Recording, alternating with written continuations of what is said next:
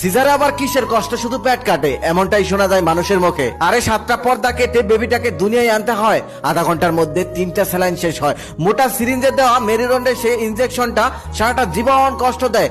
যখন অবসর ম্যাটটা চলে যায় তখন গলা কাটা মুরগির মতো ছটফট করতে হয়, আপনজন ছেড়ে পোস্ট অপারেটিভ রুমে থাকতে হয়। এক একটা মিনিট যেন এক একটা ঘন্টার সমান, সময় যেন যায় না। প্রিয় মানুষদের মুখখানি দেখার জন্য ছটফট করা, ঘন্টার পর ঘন্টা কাটা জায়গায় কি যে ব্যথা বলার মতো না।